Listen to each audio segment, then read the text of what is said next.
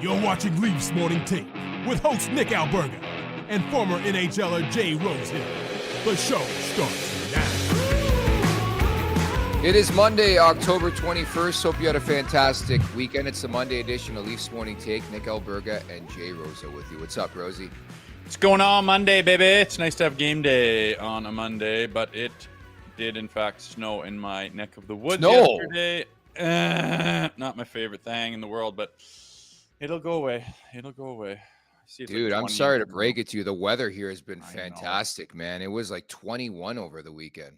I looked just to see what's going on in TO, and I was like, God damn it. And I swiped the app closed. I know you guys got it better over there, but hey, maybe it'll be nice and pretty for Halloween. Is that the norm to have snow this early or what? It's hit or miss. It's hit or miss. So hit or miss. Sometimes we do Halloween trick-or-treating and it's nothing on the ground. Sometimes there is. But the fall has been pretty nice the last, 8 years, man. So, yeah, usually it's this is a little bit early. Well, fortunately for you, it allows you time to sit in your basement and mull over trade offers. I was borderline concerned, our mini conversation before we did today's podcast, that you're in a fantasy hockey league with 11 and 12-year-olds, your kids' friends. How did that happen? Well, we got to keep that down because it's under my kid's name, but I am behind the scenes GM in that thing, and I'm smoking these kids so far. It's a beautiful thing. But no, my kids' Pee Wee team has got a fantasy thing going, and I brought my laptop to the draft and was working behind the scenes doing some stuff, and all the kids are like, "This isn't fair," and I'm like, "I'm not even good at fantasy. Don't worry." But so far so good. Rosie comes on. He's like, I've got to turn down trade offers left and right, and I'm kicking ass in this league. Okay, that makes more sense. So you're like, you're the alias GM here for your kid. Okay. And he's kind of mad. He's like, "This is supposed to be mine." I'm like, "I'm just not gonna let you get worked here. Don't worry. I gotta oversee all transactions." That's ridiculous. Is there money on the line? Anything? What are the bragging? No, there's not. It's for fun, but the kids are getting to know how the app works, and it's too funny, man. When we started the year, we were trying to pick numbers, and our coach said, we'll do some trivia for guys that pick the same one and that are the same year of player. And the first one is like, who is the all-time scoring leader in NHL history? And I was like, what are you asking that question for? And they yelled everybody but Wayne Gretzky. I was in shock, and it really showed the generational gap that's starting to get between these young kids coming up, because they didn't see Gretzky as the number one obvious greatest player in the history. They were yelling Ovechkin and Crosby and McDavid, like some dumb answers, but I could not believe that wasn't an automatic Gretter. Dude, I feel like I'm talking to the modern day Billy Madison right now. Like, just listen to yourself. Like, we're talking about a grown-ass dude playing fantasy sports with 11-year-olds and answering trivia questions. What do you think you're going to get? Yeah, and I'm beating their brains out. It's a beautiful thing. I'm teaching them lessons in life, and I'm behind the scenes, man, just supporting my child. Who's your star player on your team? I'm loaded with them. I got Pappy. I got Panarin. I just switched out Binnington for Stolars. It's a good day. This might be the most ridiculous thing I ever heard. How many teams do you have in this league? Just the one, man. No, how many teams like in total? Oh, there's probably about 13 or so. Okay. It's Roto? I don't know what any of that stuff means. I'm just winning and beating the children. Okay, Nick, no more questions. Is it head-to-head? Is it a daily league? Yeah, it's head-to-head. It's head-to-head for the week. So there's not 13 teams then. There's 14 or 12. Yeah, sure. Okay, fair enough. We'll move on, but I think that's borderline ridiculous. Let your kid play and have fun with his friends, please. It's all about winning, baby. It is. The Maple Leafs lost over the weekend, but something stuck out for me because it's becoming I don't know if issue's the proper word, but I think there's always concern when it comes to the crease and a guy loses a skate blade and they don't want to blow the whistle. That scares me, and that would scare anybody who has a goalie playing the way Anthony Stolars is playing. But it happened over the weekend. I think he spent 25, 26 seconds to wrap up the second period without a skate blade, Rosie. Yeah, that's not right. And Stoli even mentioned it in his comments. He goes, if it's a scoring chance, I understand. You're not going to blow that down. But when the play is gone and that guy's standing there, how is he supposed to play goaltender? How is he supposed to do his job? Not only that it's not really fair, but it's not safe. It's dangerous. If you understand how a goalie works, he's on those inside edges and he's popping down to butterfly, and he needs to push and grab with those edges with that skate blade. And if it's gone and you have to try to make a save and there's nothing there to grab, your leg goes flying out. There's nothing holding it. You see guys try to skate off the ice with no blade. It doesn't work. The contact is just sliding. You could wreck your groin or your adductors or your hip flexor. It's kind of dumb. And when you think about they blow it down, did they used to blow it down when a guy lost his helmet or blow it down? Different things they blow it down for. Why wouldn't that be one of them? It's probably just an oversight. One of those things where they're like, well, we didn't really think about that during the last CBA. There's a lot of other things going on, but there's no reason that shouldn't be implemented as a rule once it's out of the zone or something, blow it down. Makes total sense to me because like Stoley said, it's not really fair and it's not really safe. For me, I think as soon as a goalie loses his blade, I'm blowing the whistle, man. This position is so volatile. I don't need another issue or reason why a guy goes down. I know it's different. I know we had this convo last year regarding players, and you said, I don't care if a player loses blade during the play, play continues. But from a health standpoint, considering where we're at in general, NHL wide with the crease and how often these guys get hurt, no, thank you. Yeah, but I mean, it can't. I mean, if you're in the middle of a scramble and it's a power play and there's 2 minutes left in the game and the one team's down by 1 and they're peppering, the guy slides around and a blade goes flying into the corner and he's kind of scrambling. Oh, tweet. Nope, sorry, everyone stop. You can't do that. You cannot You do don't think that. so? No, what do you mean? What if it's in the playoffs, man? And he lost his blade. Like the puck, it has to be reasonable where, say, the puck goes out of the zone, ref knows the goaltender doesn't have a blade, blow that down, or wait till their own team has possession and blow that down. But you can't just have a unanimous across the board because you're going to get into a position where you're in the Stanley Cup Finals and it's going to happen and it's going to be ugly. Like, it's got to make kind of sense where it's not going to. The whole point is you should blow that down to help out the goaltender, and it's not a big deal. It shouldn't affect the game in any way, shape, or form. So make sure that it doesn't affect the game, but blow it down as soon as you can. I don't understand the technology behind it, but specifically when it comes to goaltenders, can we just make a skate where the blade doesn't come off? Like, I think that's so stupid, honestly. I really I understand why they do it and why it's a thing now with players, but goaltending, I don't understand it. Well, I was swapping blades out on some kids this week, actually, and all those trigger release ones on those tucks, like, pretty slick, pretty handy. And I mean, the reason they went to them is because guys do break their steel during play. And if it happens to Austin Matthews and you got a power play with 2 minutes left and you're down a goal and he breaks his steel, guess what you got to do in the olden days? You got to take off your whole skate, pull the insole out, put a tool down the back heel, twist that thing off, pull out, switch the thing, Quick. feather it back in, find that bloody hole, skates up. It's a pain in the ass and it takes a long time and you don't get out on that power play. Now it's chick, trigger release, and it's slick. But I guess the trade-off with that is I didn't really see that happen as much. Now they kind of come, the steel doesn't break now. It just pops out, which doesn't happen all that often. But yeah, it's kind of the trade-off for getting that quick release to keep a guy on the ice and not have to take a delay to get that steel changed.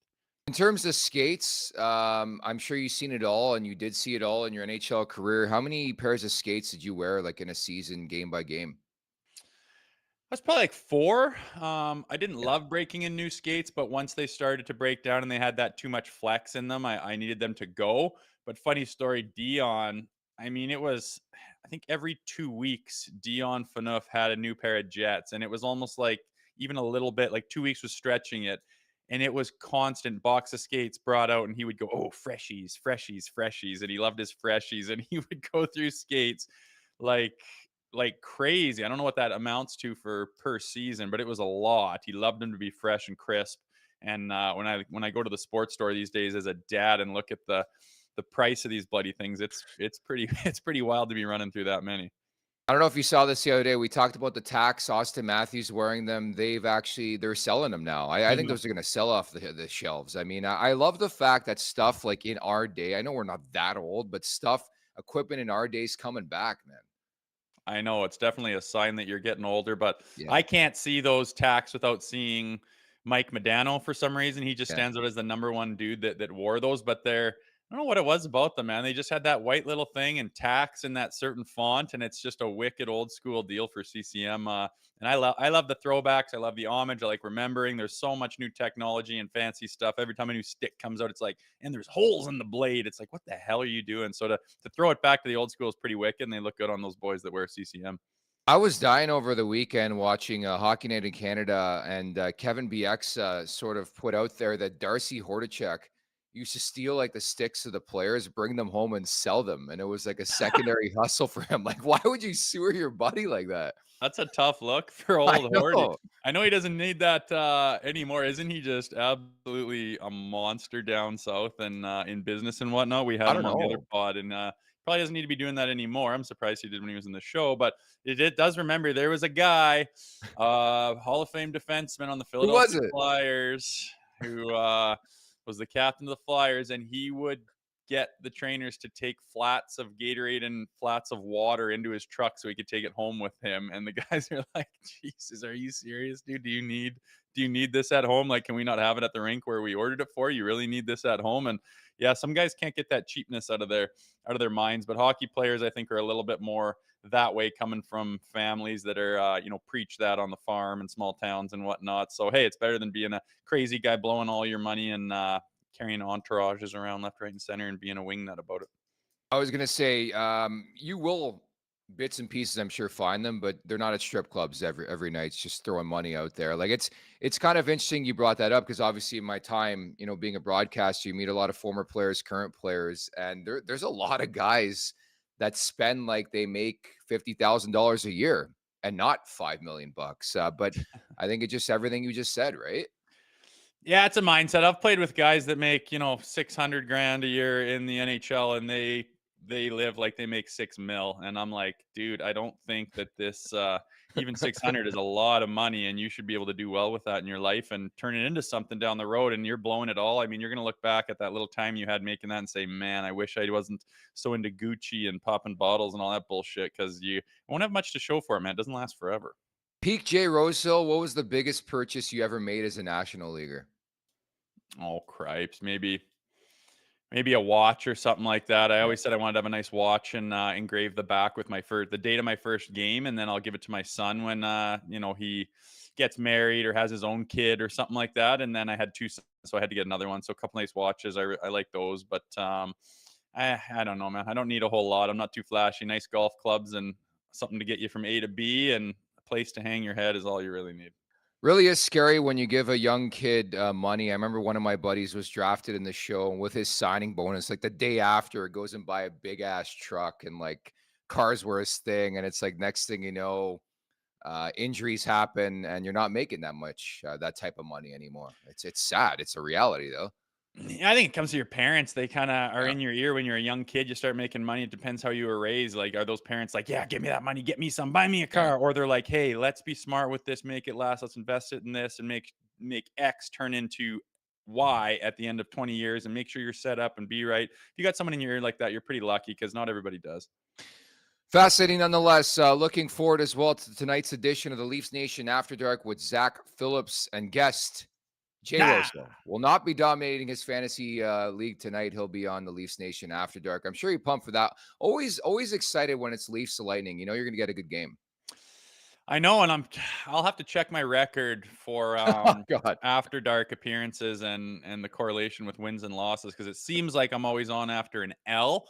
I hope that's not the case today, but it's a bit of a test here. It's a bit of a test. Tampa's coming off a loss. So's Yeah. Toronto. Monday game. We'll see what the atmosphere and what the vibe and the energy level's like. But it is another measuring stick. It's a good team, a quality team, and they kind of dropped the ball there against New York in a way. It wasn't as bad as it looked on paper, but a nice W would be very welcomed, especially with me being on After Dark, and I can have some positive thoughts. Putting this out there, I will be on Thursday's edition when Braden Shen, the captain of the St. Louis Blues, and the Blues are in town. The Craig Berube revenge game. There's going to be some money on the board in that one, you would think. Yeah, you would think so. You would think so. And that's also on Prime, is it not? So that's going to be different watching it. Yeah. It's kind of neat. I mean, with the big outfits and stuff and their contracts and everything else, you get those blackouts and why can't I watch this if I'm here? And I think a lot of the people in Toronto get like blacked out in their own area, which I'm sorry, it shouldn't be that hard to watch a game. And now with Prime stepping in there, I mean, most people have a Prime account. You can click it on and watch some hockey. So it's kind of interesting. It'll be fun to watch that on Prime tonight, which is where I'll be. I love the evolution of technology in general. I was at a wedding, as I mentioned, and I watched a good chunk of the Leafs game on Saturday from my phone at table number 5, which we'll get to in mere moments. If you got some super chats, get them in at the Leafs Nation 401 here on YouTube. Hit that subscribe button, hit that like button. Leafs Morning Take, wherever you find your podcast. Make sure to leave us a 5-star review, and don't forget to visit the LeafsNation.com. If you run a restaurant, you're too busy for this ad. You're thinking about how to get more orders flowing and new locations opening. You need to get more customers and keep them coming back. So really, you're already thinking about Square, because Square Restaurant Tech helps more than 400,000 restaurants do all those things and more. So when you're thinking about your restaurant, think bigger and think Square. Go to square.ca to see why Square is big in restaurants. First and foremost, your thoughts on me watching a game from my phone at a wedding? Oh, I don't blame you one bit. That seems like a no-brainer to me. I was coaching hockey, swinging a gate, and I had my phone on the dasher there, kind of hidden by my glove, watching at least the beginning of that game, because I had a very strong inclination that Rempe and Revo was going to Yeah, what the happen. hell was So that? I needed to make sure I had the first couple of shifts that I was watching. So I kind of felt bad coaching kids. Once they got once they noticed there was a phone there, they just attracted like bees. So I had to shut her down. But yeah, the Revo Rempe, man, I had some inside info that Rempe was absolutely coming after Revo and wanted to get that thing underway. Thought it was going to happen for sure. And I found out afterwards that Rempe said I asked him several times and he acted like I didn't exist and wouldn't even make eye contact. And you saw that with Wi-Fi as well. Game 1, it was the end of his shift, but when that happened to me and someone challenged me and like back up and like, shake your gloves almost, I'm fine if you're at the end of your shift to be like, yeah, nice try, and then make sure next shift you find that guy. Just doesn't seem to be happening. And I mean, both games were games where we could have used one, right? You're down 1-0, I think, in both of the games, lost the one game 1-0, couldn't get into it. That's what that's for. That's what Revo gets paid for. I mean, he's making $8 million or something like that. I got to think that, if you can ignite a crowd, ignite a team, get into a big, juicy scrap and have everyone just get the blood flowing, especially yourself and your teammates, when you're down and you're looking for some life, that's a good way to do it. And he doesn't seem to be too interested so far this year, which makes me kind of scratch my head, but not coming down on Revo or anything yet, but just curious as to why not in those games when it had the chance to benefit your team. It almost makes me wonder if this is a Craig Berube thing or a coaching staff thing where it's like, we don't want you to fight as much as you normally would, because we've interviewed Ryan Reaves, you know him. I don't think this guy's scared of anybody, No. even at his age. I don't think he's scared to go anybody. And that's the great thing about Ryan Reaves. So to think he's not taking on these fights willingly, I maybe that's not the way to look at it. Yeah, and like I said, I am not coming down on Revo. He has proven that he's not scared of anything. I would never try to insinuate that. My thing was just like, well, you're on the team and you have a skill set and it is heavy in that department. Why are you in the lineup unless there is a combatant on the other side?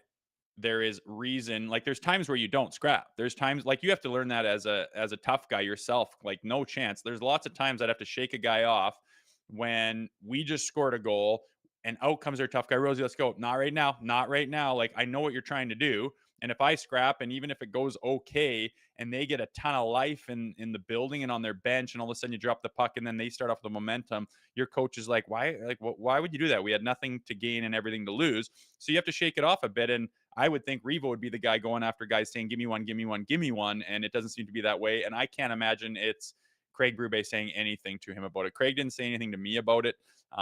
When I was playing for him, Craig would have had 30 fights in a season in his. So I can't imagine he's going, oh, you're 6 fights, Revo. Let's back that off. I cannot imagine that's happening. It's just for whatever reason, it hasn't happened, but it kind of surprised me. And I know that other guys were kind of looking for it. So we'll see what happens in the next 8 to 10 games if he gets in one. And again, it's not about just getting it done for the sake of getting it done. Like I said, the game dictated, a chance for that to be beneficial to you. And he chose not to take it. So that's just where he was at. It really is becoming a bigger story because even in preseason he fought, right?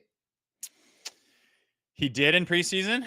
Yeah. Yeah. Who did he end up going? It is what it is. I mean, Yeah. he's not worried about it. I was just surprised when I know Rempe asked him a couple of times and the team was down, right? So good time to maybe get in one and spark the boys and see how that lands on the bench and see how the guys respond to something like that. There's a reason he's there. There's a reason Scrappin's been in the game for 100 years. It can go to your benefit, and it's beneficial to have sometimes. But for whatever reason, he's chose not to use it so far this year. I'll definitely lean on you for advice on that, and it's good to get your sort of mentality. But yeah, it is one of the unique things to look at early on in the Maple Leaf season. No fights from Ryan Reaves, and as you mentioned, a couple scenarios where maybe it benefits the team. I think there's this perception the Leafs were goalied over the weekend. I don't think that was the case. I mentioned I watched a good chunk of the game. They didn't execute. I think it happens sometimes. It's weird to say because you look at this offense and they got so many guns, but they missed some nets. The posts were hit. But I think they had a bunch of missed opportunities. Like that was my read on the game. Yeah, and I had to watch some of that from the bench, as I mentioned, and then I was listening on the radio on the drive home from Innisfail, Alberta, and listen to Joe Bowen. Sometimes I'm like, are we getting chances out the ass, or does Joe just get extra excited for every shot, which makes me chuckle and brings me back a bit? But yeah, it didn't seem like a total goalie show, just one of those games where you couldn't get it. And I mean, in the third period, for them to get back, Austin Matthews makes it 2-1, seemed like they had some momentum going, and ultimately ran out of time. 2 empty netters makes it look a lot more lopsided on the box score than it actually was. But yeah, I mean, this team scoring goals has got to be your thing. That's got to be your identity, right? We score goals. We have goal scorers, and we're able to put up points and put up goals when we need them, and they fell short on that one. And it is what it is. You're a good team. Remember, you're playing the New York Rangers, and Shesterkin is in net. And yeah, if it were a different day, some of those chances could have been converted. Is what it is. Move on to Tampa. I didn't spend a whole lot of time griping over that one, to be honest. Yeah, I mean, we called it a measuring stick game. You're not going to win every game. I thought they put up a good effort. I thought Stolarz was good again. I thought Shesterkin was good. But like it's very promising what we're seeing defensively. Like I know it's 4 goals, but 2 were empty netters. Like another game where they surrendered 2 goals, Rosie. Yeah, defensively looks good. And I just think that, you talk about watching the Leafs games and this time of the season over the last pick your amount of years.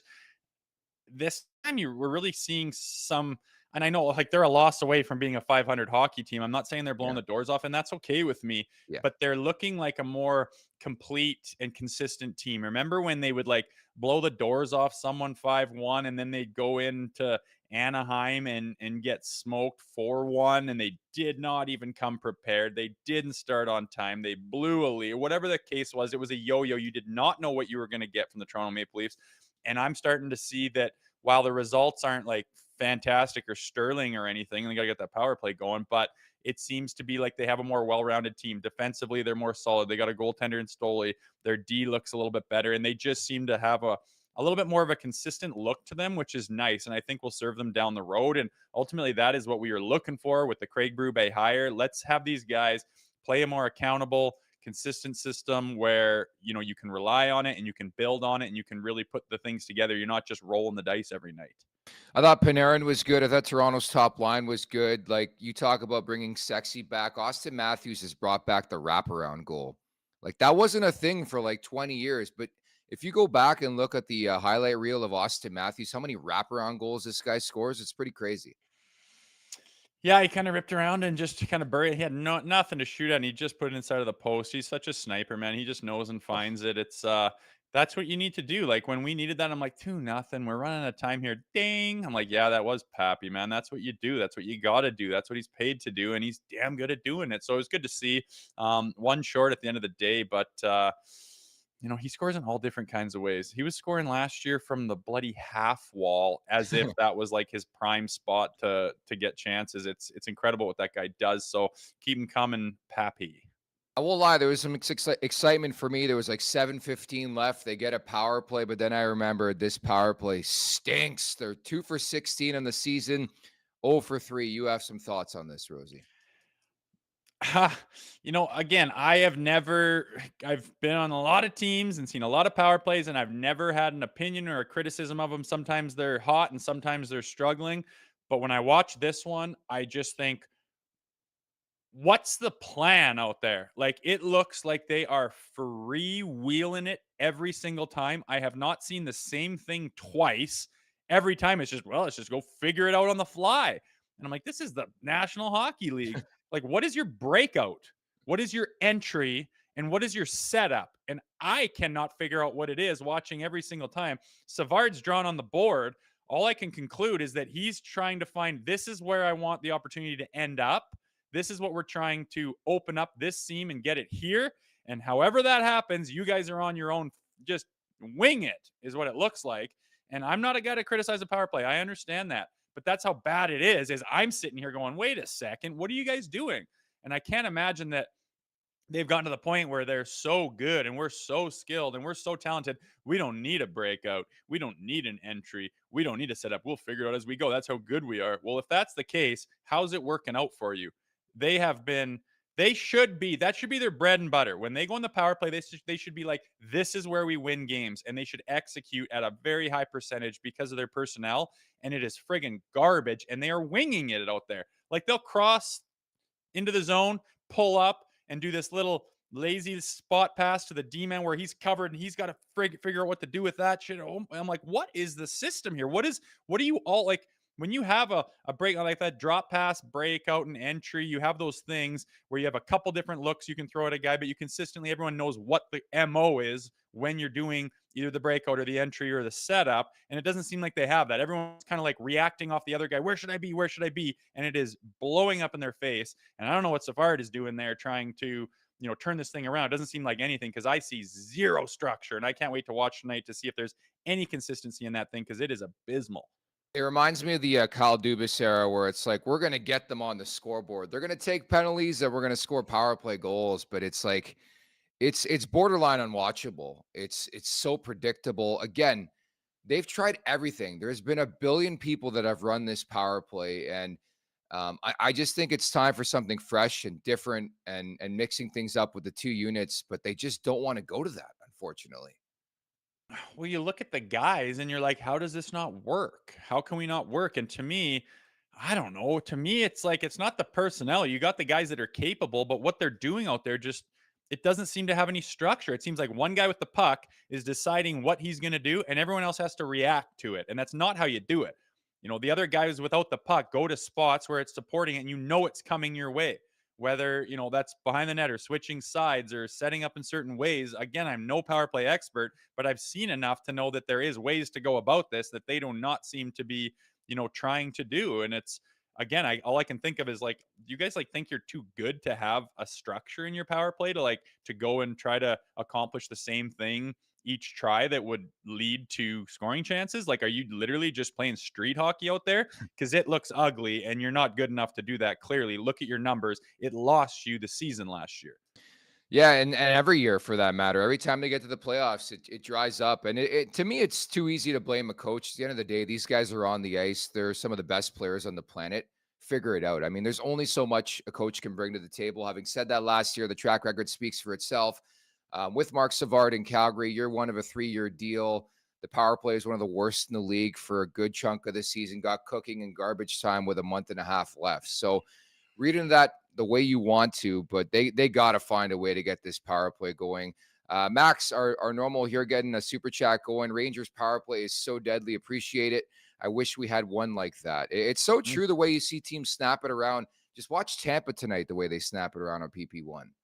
I mean, I want them to figure it out so bad because how nice would that be to be, watching a Leafs game and you're working your ass off and you're making them miss. And all of a sudden, they're reaching, they're hooking, they take the penalty, arm goes up. Oh, baby, lick your lips. Time to make you pay. Boom. Now it's 3-1. Boom. You just make them pay all the time. But it's not. It's like, fuck, I hope we don't get scored on this power play. Remember when they're famous for giving up, goals when they're on the power play and giving the other team shorties? Like, it's almost at that point where it's like, we'll just say thanks anyways. We don't need the power play. It's a momentum killer. That's embarrassing with this group. They should be deadly. They should be like those power plays that were just mentioned where you feed off of it. You lick your lips and you make them pay and you win games based on those opportunities.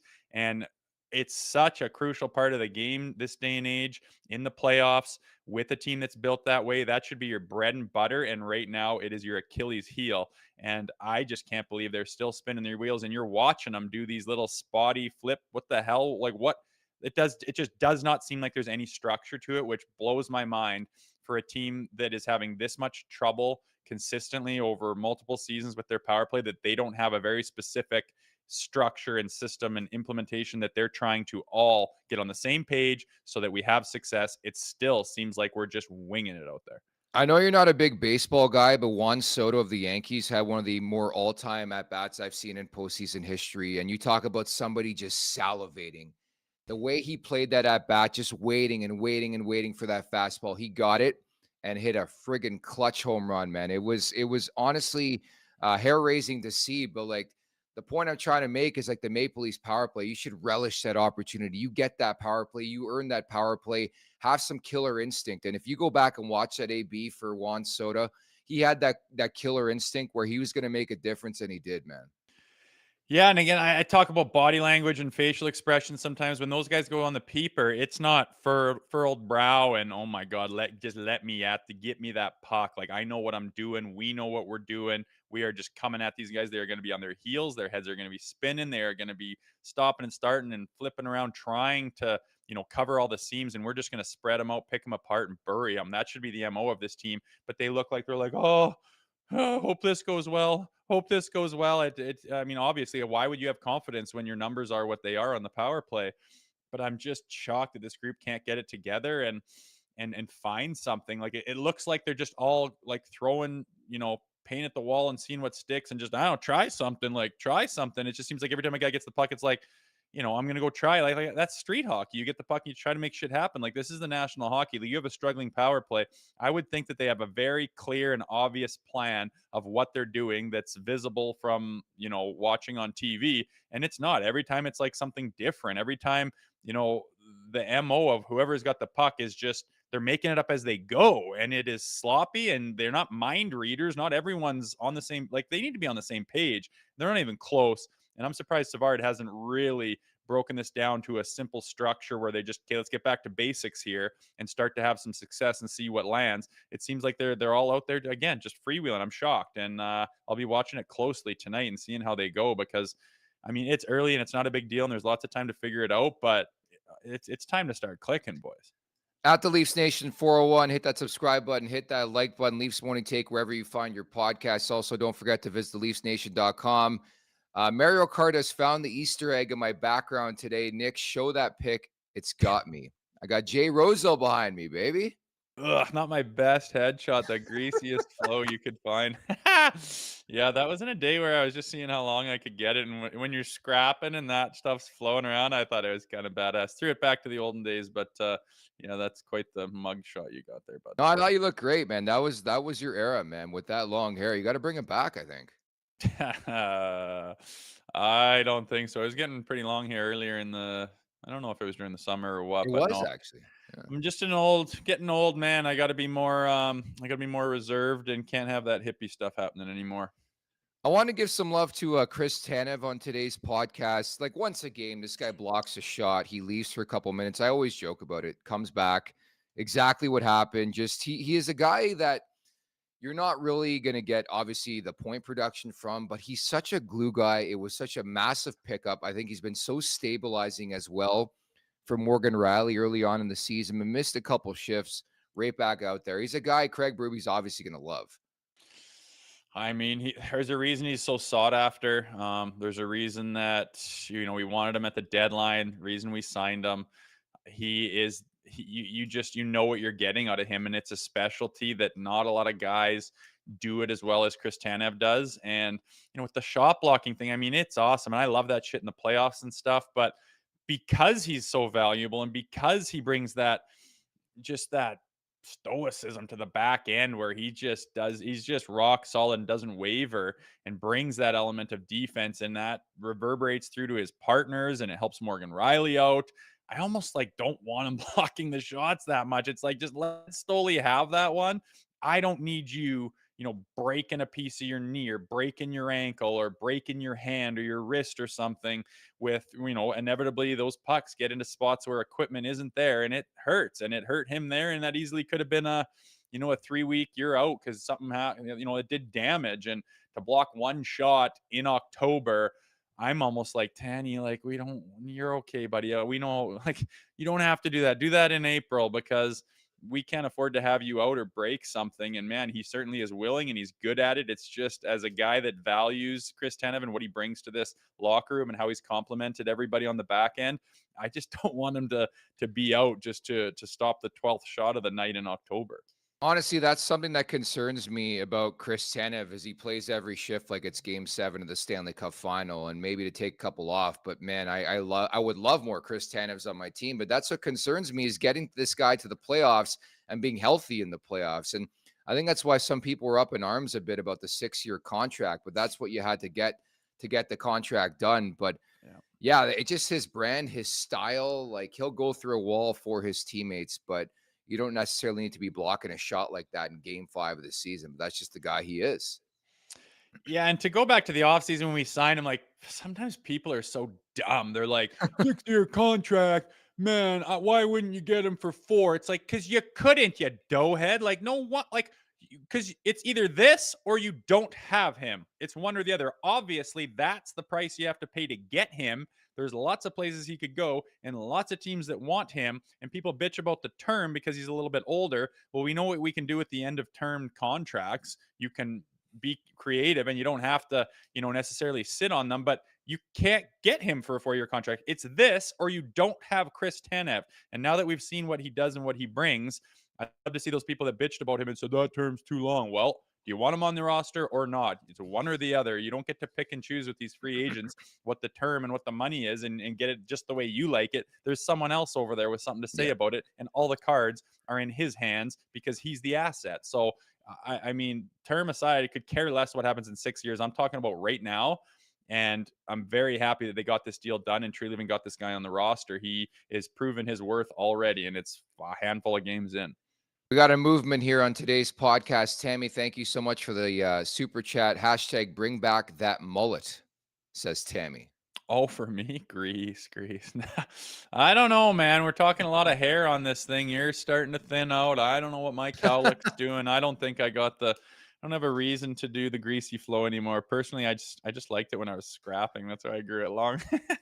I love our podcast. No, you look good with it, man. I love our podcast. Like, the majority of our convo is about hair and Istanbul, Turkey. Yeah, I know. Eh? Interesting. Even the chat. Hey, it shows they're comfortable here and they feel at home. That's good. Yes, we like that community here. And also looking forward to Prime Monday Night Hockey, the Leafs and the Tampa Bay Lightning on Prime Video. It's here, the exclusive home for the NHL on Monday nights in Canada.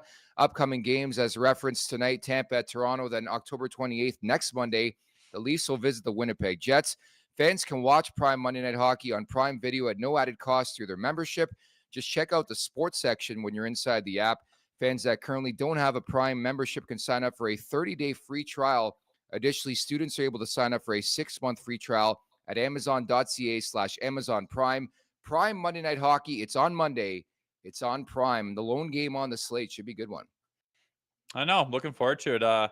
Haven't seen much of the Lightning in a while, it seems like. We'll see. They were off to a pretty good start, but again, coming off of a loss. No Stammer, see Gensel in there. And, see what they do with the lineup here and how the boys look and how they respond to that loss. I think that this is one that, while it's a Monday night game, they're the only one playing, you might be a bit of a snoozer, but I think they'll be chomping at the bit to get a win going, redeem themselves from Saturday. And again, I'm going to be watching that power play pretty closely.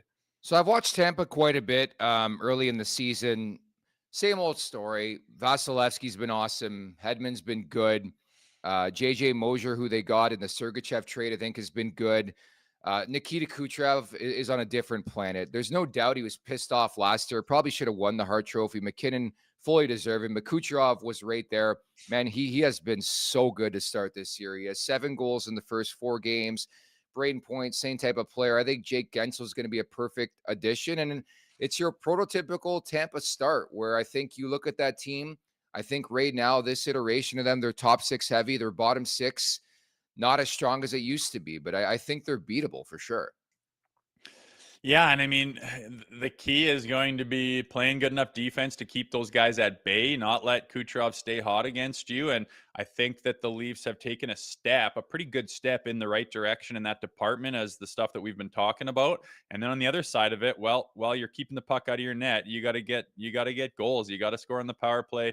You got to solve Vasilevsky. You can't just keep saying, well, Shesterkin was in net. Well, Vasilevsky was in net. Well, Ottinger was in net. Well, sorry, there's good goalies out there. You got to be better, and you got to find a way to solve them and spread them out. And, also with the depth scoring, like you say, their bottom six isn't as tight. Take advantage and get those boys like a Nick Robertson. I don't know if he's going to be in or not. I imagine he might get pulled out for, say, Pacioretty or something. But, or actually, sorry, I just got news. Revo's out for Yeah. Pacioretty, is he not? So like Yeah. a Nick Robertson, I mean, there you go. The bottom six of Tampa is not as thick. It's going to be hard, otherwise, but there's an opportunity for you to spread those guys out, take advantage, prove your worth. You're a better player than them, get them on their heels, take advantage and do something against it. That's the, those not role guys, but those depth guys, their opportunity is there sometimes to take advantage, and you got to do exactly that. And I'm still waiting for Nick Robertson to take advantage of something in this regular season and show some flashes of what he was showing there in the preseason. And that's the thing. Again, we're not going to harp on Robertson every pod. People get pissed. They're very pro Robertson, but you are paying this guy to score goals. He is not a defensive wizard. I think he's been fine this season, but if he's not scoring goals, I do not see the purpose for Nick Robertson on this roster. I just sadly don't, Rosie. And what are the options? And Holmberg, is it time to have him take a look from the press box as well? Is he doing enough to warrant a consistent spot in the roster? I think they're just going to keep trying to find guys that can get something done. Try to find a formula and a roster and a line combination where it's like, this is our best bet. These are the guys that are consistent. These are the guys that have chemistry. And now we found our lineup. Unless there's injuries, let's roll with this. And I don't think they're there yet. Yeah, and that's the thing too. I think with Holmberg that I wonder about is like, if you were to ask Chief candidly, who would you pick? I think it would be Holmberg. Like, he's a guy who loves defensive first, right? And I think Holmberg's a guy you can rely on way more than you can Nick Robertson, defensively speaking. And that's why you're seeing, this game tonight. It's going to be Pacioretty in for Ryan Reaves, right? I think a lot of people coming off that game over the weekend were like, Pontus Holmberg, he has struggled. Even Craig Berube in his post-game comments, but I still think there's like hope in that front, or belief in the player defensively. And that's what I wonder about moving forward too, is like who he starts playing more and less here. Yeah, and we'll see where that goes, and who's getting the opportunities, and who's playing with some of those guys that are more elite on the roster. But I mean, the problem is scoring goals. I mean, we have shored up the defense in a pretty good way. I mentioned the big step they've taken this year. That's fantastic. But we need guys to score goals when we need them. Saturday night's a prime example. I mean, you're not on the board and for 50 minutes of the game. I mean, we got to score more goals. You have to score. And to have a guy like Nick Robertson, I mean, he's not making enough money where you demand, 30 goals out of the guy. I get that, but you mentioned that is what you do. That is why you're not here to block shots. You're not here to shut down. You're not here to kill penalties. You're here to score goals. So, if you're going to be taking that thing in, a spot in the roster, if you're not scoring goals, they're going to rotate you out and give other guys a look. And that's what this team needs. Goals, goals, goals. And we want consistent scoring. It would be amazing to get some out of the depth players as well and start spreading the wealth around and get the power play going. And the D's the way it is, and their goaltending, holy smokes, look out for the Toronto Maple Leafs. But they're not there yet. At the Leafs Nation 401, hit that subscribe button, hit that like button. Personally, Rosie, I like the way they're deploying Ryan Reaves. I felt it was the way they should have deployed him last year, but I think he's been really good. To the conversation we had earlier on, we're still waiting for that first scrap of the season, but I think there's a bit more of an identity to the bottom six, specifically that fourth line. So I'm a bit stunned Reaves is coming out. Having said that, again, I like that they're mixing and matching with him, and I think they're going with a roster that is going to bring a lot of speed and a different look and able to beat you with all four lines here. Like, I got no issue with it, especially against a team like Tampa here. Yeah, again, I think they're going to pick and choose where they use and deploy him, right? If it doesn't make sense what he brings to the table against a certain roster that you're playing your opponent, And then you also think that, it actually leaves us a little bit exposed with the way they're constructed, then sure, pull them out. The New York Rangers and certain teams that, played in Boston, you're going to probably have him in. You don't want that team, to take advantage of you physically and get into the rough stuff and start calling guys out and getting your, in your face that way, putting you on your heels. You want to have Revo in, but he's not going to play 82 games this year. That's proven, and that's fine. But when he is out there, there's times where they get it deep and they crash and they bang and they turn it over and they cycle it and they get some ozone time and they get that ozone face off. That's what you're asked to do, man. Crash and bang, get it deep. Don't be a liability in your own end whatsoever, and get some momentum going for the next line coming out with a potentially an ozone face off is always a nice touch after a fourth line energy shift. Berube says Wall could possibly play tomorrow in Columbus. Possibly. Here we go with the cryptic stuff again. I know. I think he just gets asked every day, and after 3, 4, 5 days of nothing, you want to give something different, and he just says possibly, and then we got to blow it up and make it into something. Sounds like maybe not. I can't read too much The into groin that. thing, by the way, we found that out over the weekend. I think it was Groin. Friday. It's a groin thing. That scares the hell out of me. Lower body tightness. Yeah, groin thing. I mean, fuck, man. Groins are like, if you pull your groin, it's right in the center of your body. Yep, Everything moves through that. The stride to turn and pick up your, like, the way you got to skate in the NHL to keep up now, and that edge work and the way they're always opening their hips and mohawking and turn and cut back and skating there's no floating around having a sig in between periods in the intermission anymore with the leather skates half done up. You got to be going. And if your body's not like, that's for a skater, for a goaltender, look at the positions these guys get themselves in. If your groin's not doing good, like I'd rather it be something else, man. Because for the high ankle sprain, brutal for a goaltender. A groin, also brutal. So that's probably why they've been taking their time. I hope that it is just a little tweak that they are making damn sure doesn't go anywhere and giving them all the time in the world. I hope that's the case, because those groin things can linger for an entire career, let alone a season. It's always scary when it comes to a netminder, and looking forward to that crease battle tonight. Vasilevsky against Anthony Stolar is making his 4th consecutive start here for the Maple Leafs. It's time for the last call, brought to you by Bet365. Open an account with Bet365 today and bet on a huge range of markets. So whatever the sport, whatever the moment, it's never ordinary at Bet365. Lone game on the NHL slate, prime Monday Night Hockey. Looking forward to it for sure. The Leafs, the favorite here on home ice against Tampa to wrap up this 4-game homestand. Anything specifically you're looking at? The one number I will look at, because I think quickly they become an under team. I like the under 6.5 in this game. Excuse me for that one. You good? Waiting it. You like the under, hey? I don't mind that either. With those two goaltenders being hot, I like that. What is it, 6.5 too? Oh, I'm mashing that. I like that. Maybe I just feel like the Leafs aren't going to be 500 hockey team after this game. I think they're going to get the win on the Monday. They kind of blew it on Saturday at, home against a big opponent. It's time for them to get this win. I think they'll tighten up. I think the power play is going to score.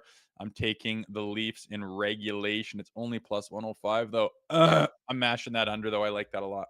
For the record, was that a cough or a sneeze, somewhere in between? That was a sneeze. I didn't have time to hit my mute button. Bless you, Jay. Sorry, everyone. No, bless you. The chat's saying bless you. I just wasn't sure if you coughed, or I don't know if yesterday's dinner came up or something. Man, we got good people on our chat. Yeah, I know. We got the best followers in the world. So prime Monday Night Hockey, Leafs and the Lightning, and it's another measuring stick game for sure. I think you look at divisional games, always important. Tampa's going to show up. They always show up for games like this, and we'll see what the Leafs have in them. I'm always curious, especially when a new coach comes in, how a team responds after a loss. The Leafs lose over the weekend. How will they respond here? Yeah, exactly. You do not lose 2 games in a row. I mean, that is a mantra for some organizations and some locker rooms. We don't lose 2 in a row. And we'll see how they respond. I am interested, man. I am interested. I am heavy on the Leafs right now. I don't see the value in it right now. I think Nylander, though, that's what I'm going to take. 2+ points for William Nylander at plus 220. let's get that value. I think he's going to have a little pop off. I don't know why. I just feel it. Dark horse picks, Max Pacioretty. Guy's got pride. He was a health bomb 2 games in a row. I think he scores in this game. Pacioretty, anytime goal. Yeah, he seems to step up. He's scored already. Was that game 2, 2, I something think. like that? Yeah. Yeah, he's on the scoreboard. He's on the score sheet. It's early. Give the guy a chance. I don't know if they're going to use him like that or if that was Yeah. a one-off. Do you think he's going to be that inconsistent in the lineup? I see him being a lot more consistent than that. But again, maybe trying to get other guys going and give him a little bit of a rest. I don't know. They got to figure a couple things out. I mean, Calle Yarncroke is going to come back at some point in time. They got to free some cap space up. But I've got no issue with utilizing a Pacioretty that way. I would love to see him in a top 6 look. Like, I know Matthew Nyes has been excellent, but I'd love to see Pacioretty take a couple twirls with Matthews and Marner, see what he can bring to the table, especially 2 elite playmakers. I know Matthews is known for his scoring touch. The guy can pass the puck. So can Mitch Marner. I know Pacioretty's later on in his career, but the guy's a finisher. We saw it, of course, scoring the first goal of the season for the Maple Leafs. We saw it in training camp. Just get him the puck, he could probably score. And I just think the way he's being utilized, like you're playing with a Nick Robertson, who's another shooter. Like there's not really anybody who can get him the puck. He's not a bottom 6 player. Yeah, I don't know. I mean, no, he's not traditionally, but is that Yeah. what you need to invent yourself as being? Do you got to start picking up the slack in other avenues, or are you just, Yeah. it's like it's top 6 or I retire? I don't know what his MO is Yeah. or what his capable is, but they're using him and they're figuring out where he fits. But I mean, you talk about the power play and stuff. We'll see how she goes tonight. But I mean, there comes a point where I'd start using different guys on the thing to say, hey, can we dumb this down, simplify it, get something going where everyone's on the same bloody page and start to maybe find some kind of positive direction to go? Because right now it is flat and flaccid. 5 games in, and Rosie's at his wit's end with the power play. I'm right there with you, buddy. It goes back to last year, man. It was abysmal. Like it was shockingly bad. What was the number I put out? And the team over at the Leafs Nation put it out too. Like they're like something like 11 for like the last 110, like something crazy like that, dating back to last season, which is like wild. And it reminds me of some of like the worst power plays. Like Anaheim always, I think it was like 18 or 19 Anaheim Ducks. They had Getzlav, they had other guys, and they just could not get the power play going. Like there's been teams with a lot of talent, and for one reason or another, couldn't get it going. But the problem is, we've seen it from those same 5 guys where they've been some of the best power plays in the league, but for some reason, man, just have no magic left. I think that's what they're looking for is magic. They're looking for magic out there. Like it's not magic. It's very simple. Like I don't know what Savard, figure out how you want them to break You out. should run the power play. No, I shouldn't. But there's certain things that you got to go back to basics on, and you got to have some sort of structure where you're going here, you're behind the net, and you're switching sides, and you're setting it up from there, and then getting it to the top and looking at your options. Like it doesn't look like they're doing any of that. It looks like it is just let's just see if some magic happens. Like go do your skill, Willie, and do your thing. And it just looks like no one's on the same page. Everyone's waiting to see what the guy with the puck does and then reacting. And the penalty kills are just picking it apart. Like it's got nothing. So we'll see, man. But guys like Patch, like you mentioned, playing with the big boys, maybe he gets a look somewhere and sees if he can simplify things or get something going around the net. I don't know, but they're not running out of time by any stretch, but they're running out of tries where it's getting to the point where like, are you going to do something different here? And again, I know it's 5 games in, but I'm going back to last year where they were running at like 4.8%, and they could score on like 30 in a row and still have a worse percentage than the Edmonton Oilers did in the first round. Like stuff like that is pretty bad for a caliber of team like this Toronto Maple Leafs with all the power play skill. And maybe it's too much. Maybe you got too many, studs and guys that want to be the man, and not enough guys to just, simplify and follow a system and structure and support the puck. I don't know, but I'm going to be watching it closely tonight. Boner killer is the power play. People loving the breakdown of you calling it flaccid. By the way, just to wrap, guess who's popped into the chat? Your boy, Will Farmer. He said, oh my God, look who is here. About himself? No, that's you. You know the guy who always chirps you? I know, but he said, oh my God, look who's here about himself. He said, Rosie, how's Mitch going? Mitch? Marner. Oh, he's doing all right. He's fine. It's he's not the topic of conversation right now, which is good, Willie boy. Let's leave it at that. You're late, Will. Catch the rest of the podcast at the Leafs Nation 401. Hit that subscribe button, hit that like button. Leafs Morning Take. Wherever you find your podcast, make sure to leave us a 5-star review. And don't forget to visit LeafsNation.com. You ready for your for After Dark tonight or what? Yes, I am. Okay. I'll be in a good mood. Hopefully. It's gonna be a big W, and they're gonna have 2 peeper goals on there, and I'm gonna have my whole tune changed, and it's all gonna be because of my breaking it down and really cracking the whip on these guys. Your dissection about the flaccid power play. That's coming up on the Leafs Nation After Dark with Zach Phillips tonight. Make sure to check that out. Many thanks to producer Vic. Everybody in the chat, you guys are fantastic as per usual. Even your guy, Will Farmer. For Jay Rosehill, I'm Nick Alberga. We'll talk tomorrow. Take care. Make sure to check out more of our content right here on the Leafs Nation YouTube page. We got long-form interviews, we got clips, we got epic rants by Jay Rosehill. We simply have it all. And don't forget, you can find out much more at theleafsnation.com. Thanks so much for watching.